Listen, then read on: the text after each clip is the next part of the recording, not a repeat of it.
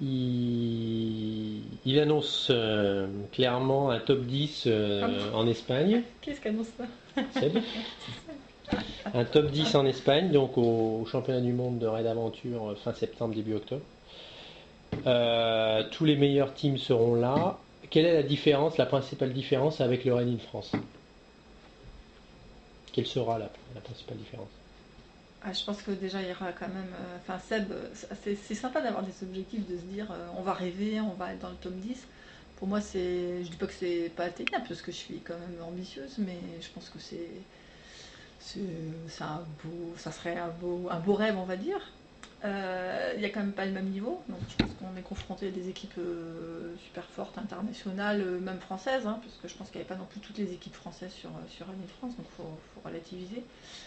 On va retrouver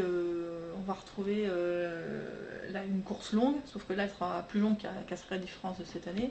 Bon, voilà, sur 5-6 jours, donc ça on retrouve les problèmes classiques notamment de sommeil. Ce qui va être un petit peu différent, c'est le zéro assistance, je pense. Ou pour moi, qui suis ce que je disais tout à l'heure, qui fait très attention à ça, en termes de gestion de course, ça veut dire qu'il faut qu'on fasse gaffe parce que quand c'est toi-même qui dois te débrouiller tout seul, bah, ça peut aller vite, le temps il défile, et que c'est pas. Quand tu fais ton sac, c'est pas du temps de repos. Tu vois, par rapport à si tu bouffes ou si tu dors, donc c'est du temps qu'il faut limiter. Et ça suppose d'être très rigoureux, et tous les quatre. C'est ça qui est dur, parce que tu peux être rigoureux pour toi, mais c'est différent d'être rigoureux pour l'équipe, parce que faire ton sac toi-même c'est facile, mais penser au truc de l'équipe, de machin, de trucs, ça prend du temps, quoi. D'accord. Et de l'énergie. Voilà, sinon forcément aussi par rapport à l'île de France, un environnement, un terrain qu'on ne connaît pas forcément. Après, Justement, le terrain il sera montagneux plutôt. On a très peu d'infos là-dessus, donc c'est difficile à dire.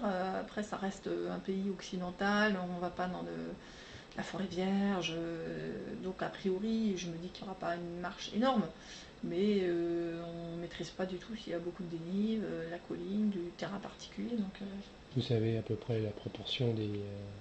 On connaît la proportion entre les différentes activités. Ça va donner quoi à peu près? Donc beaucoup de trek, ce qui est pas mal pour nous, parce que je pense qu'on n'est pas trop mauvais en trek.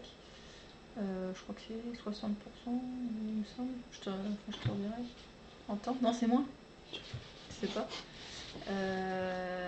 Voilà, VTT beaucoup, kayak.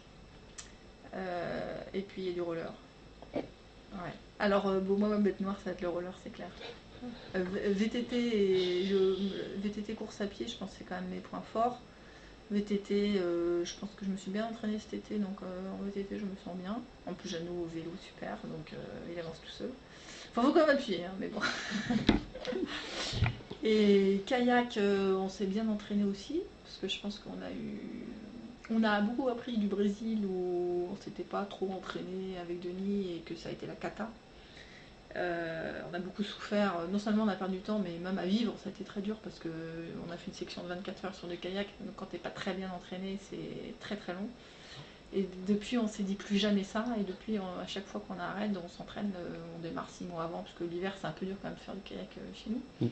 Donc on attaque, là on a attaqué au mois de mai, je crois, on retourne les decks, et on fait du kayak régulièrement, et on continue, donc je suis plus trop inquiète sur le kayak. Donc ma bête noire, ça va être le roller.